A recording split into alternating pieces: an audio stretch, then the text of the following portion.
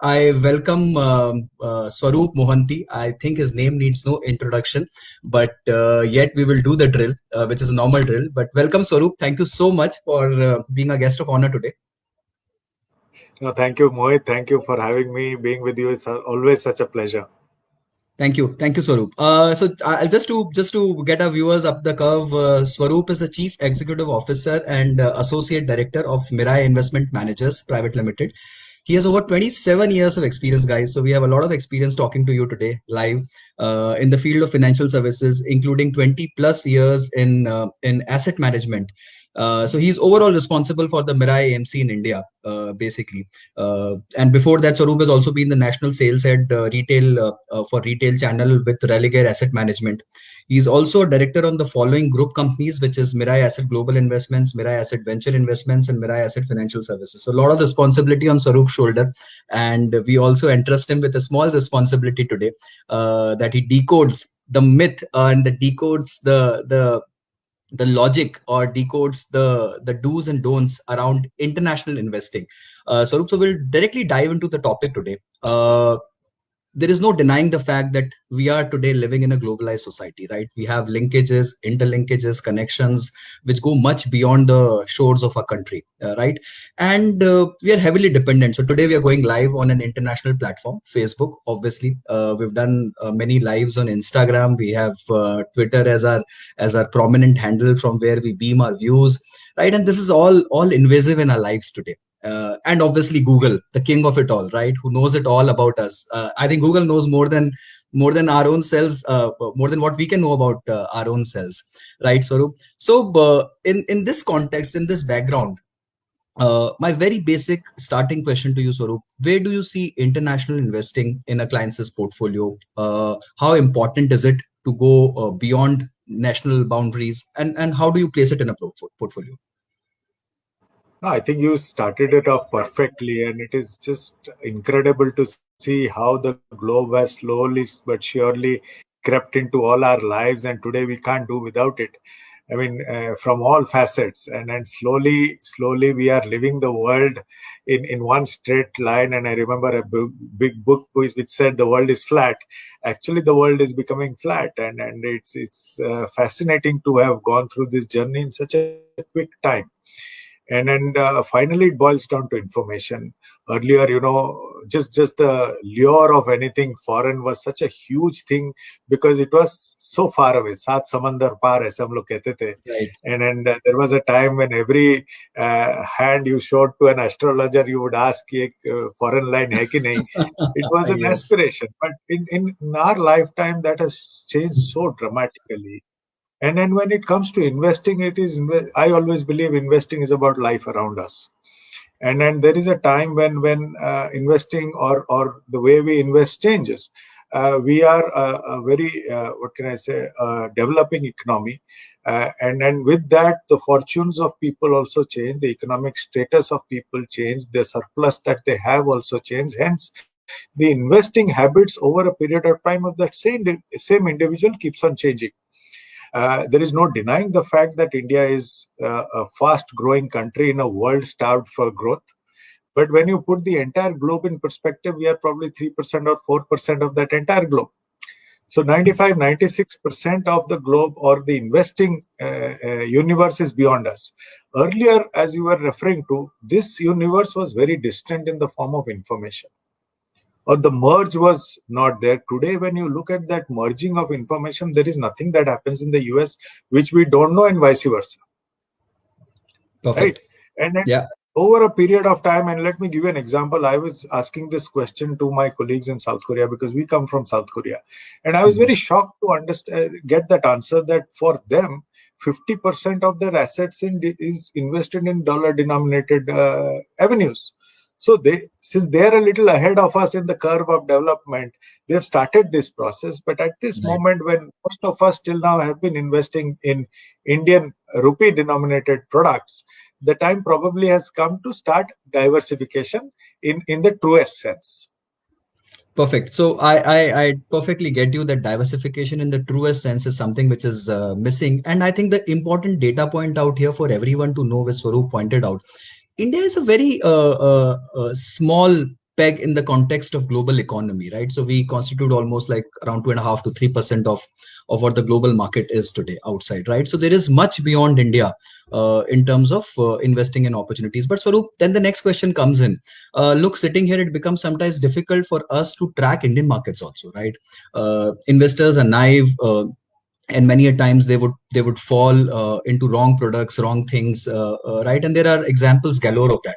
So it becomes very difficult for one to filter, right, within the country itself. And when you're opening the boundaries and you're asking them to filter across the globe and figure out what is right, what is not right, and then to track it, that becomes extremely difficult. So for a lay investor, is it worthwhile? Is it worth his time to do that? And second, what are the risks involved in these kind of things, which one has to look out for? I think you put it rightly, because if you're talking about 96-97% of the market outside India, and that 3% itself is so difficult for us to track, it is not an easy job. And that we also debated internally, if we have to venture as an Indian, right? I mean, though the parent is Korean, but we are an Indian fund house. And if we were to get a global product, would it do justice or merit to this same question? Will it be simple enough? Will it be easy to track? Whatever you put, is it time tested? And how is the future of that same product, right? The same questions came to you. I mean, we are an asset manager. We bring a product which is like a portfolio, right? And you compare it to anybody's individual portfolio, the risks or the outlook has to be the same. And more important, it should be sustainable for the next 10, 20 years, right? That is investing. Perfect. So just to come back to your question and answer that, I think what one has to first realize is the markets are very different. You are not invested, you're investing outside your currency, which is predominantly the dollar. And the first thing that one should keep in mind is the currency risk that is in front of you. These are definitely institutionalized markets. Hence, the volatility of those markets are very different to our markets. And the time or the tenure that one gives to such products are very different in the global context than that of the Indian context. At the first instance, I think the involvement of a good distributor and advisor is very important, I would say, once one ventures out, because I think taking advice is very, very necessary before one ventures out. Understand the entire landscape. The other thing which I'd like to leave behind in everybody's minds is, when you look at investing abroad, broad part of the industry is investing through the passive route. So when you are investing through any product which is invested in active products there, the cost of those products also should be kept in mind. Sometimes the costs are far higher than what those people there are paying, because the people who are investing there are investing only in passives.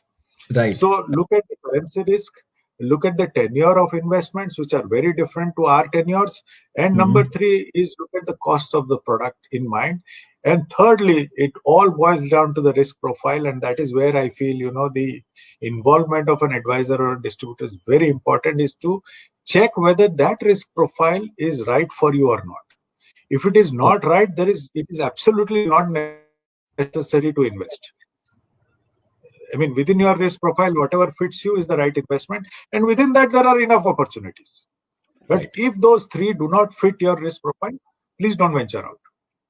Perfect. So I think I'll just summarize it for all the viewers who have joined us a little late. Welcome once again to this live chat show on Moneyfront Facebook Live. We are chatting with Swaroop Mohanty, the CEO of Mirae Asset Investment Managers, and I think we're just discussing international investing as a topic, and key important points before an investor actually ventures out and invests abroad is, first, please bear in mind, you are undertaking, along with the underlying risk, the risk of the underlying instrument or the equities, you're also undertaking a currency risk, right? Though historically, Indian rupee for last 20 years has depreciated against the dollars by around roughly 3.5% a year. But that trend might not continue in future, right? If the currency depreciates, you obviously tend to gain more in terms of returns. But if the currency were to move in the opposite direction, you have to bear in mind that your returns can be truncated because of that movement. So understand the currency risk and understand your risk profile. I think more important is whether your risk profile permits you to take this kind of a risk. This is a high risk product. You are venturing outside the country, outside of your comfort zone. So please sit with your Moneyfront team and then figure out whether you can actually take that kind of an allocation in your portfolio. Right now, Swaroop, coming to a very crucial question out here.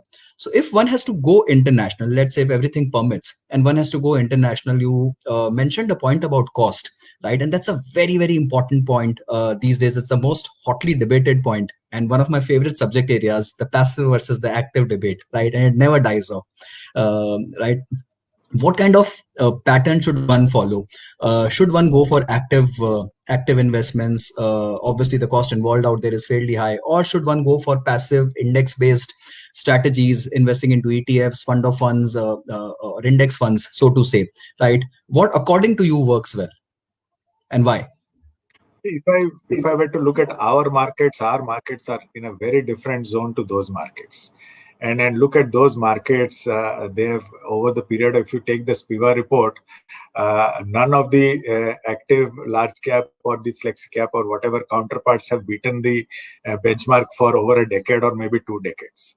So investing there is almost in a passive form. Is what is coming in now is a very innovative form of passive investing called smart betas, which take into account some active fund management theories and inculcate that into a rule based, and hence they become very good products, and some of them are thrashing active fund management, and I hope that India also gets that very soon. We are at the threshold of that, so exciting times ahead. So yes, because I go by this simple theory that since they are investing in passives, there is a reason for them investing in passives. So when you look at especially the US market, the passive is the way to go. But if you get some exotic ideas, which are ahead of times and can give you good alpha generation at the conceptual level, again I say that is where the distributor comes in or the advisor comes in handy in assessing that data. Paying a little bit of price is not wrong. I mean, price, you cannot decide investments based on the price. The price is linked to the possibility of alpha generation. Absolutely. I If think there very is an well. idea which will give you alpha generation, please play the price, because there are enough ideas there. I mean, at Mirae Asset Global, we have some ideas in passive which we are running at 80 basis points. Okay. Right? Wow. Because the idea is good. And it is getting money. So, I mean, some of the great products worldwide today on the smart beta side, because these are exclusive ideas, they do charge a little bit more. So, being cost conscious is fine, but assessing the ability of the product to give you higher returns than the benchmark is first before coming to the cost, because the cost is a derivation of that. If some ideas are there, and there are plenty in the world, which can give you higher returns, and the assessment is very important, then please pay the price. Okay, so I think very well put, Swaroop. If I think the prices of the idea and the prices of the talent of a fund manager, honestly, if you think that's worth it and he can or she can generate that extra alpha for you or extra return over the benchmark for you, please go ahead and pay that price. But if you think the markets are complex enough and the understanding or the depth of understanding is not very acute, and the alpha generation might be realistically speaking tough, and then in those kind of scenarios you need to go the passive way, which is just follow the index, right? And that's what Swaroop has been highlighting. It's always the right way to start. Understand the market by Absolutely. buying Yeah, the index. Once you understand the nuances of that market, then you can graduate to active. Absolutely. So when you start, I think build it up gradually with the passive line, so that the chances of error are minimized.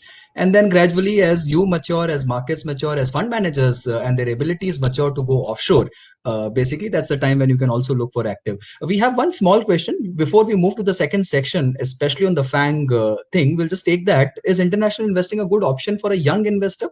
So I think what the lady out there is wanting to ask is someone who's new to investments, someone who's just about investing. Is it a good option? Should they start dabbling in? I think the young are at a fantastic time in their. I wish I was younger, because I would have defined my portfolio diversification very differently. The information which is available to you as an investor at this moment came to us very late in our investing lives. So please talk to your counterpart or your resource at Moneyfront, and please start investing as in a far more diversified manner than what I did. The opportunities are there, the information is there for you. You can Google it out yourself. So you are at a fantastic position to invest over, say, what I was when we were investing at our younger ages. There was no such opportunities there. So these, please open your minds and be as creative as you are in that portfolio construction, but be disciplined and approach it with a long-term perspective and match your investment horizon to that of the underlying asset. And then the future of investing can be very, very delightful for you. Absolutely, absolutely, Swaroop. Thank you very much.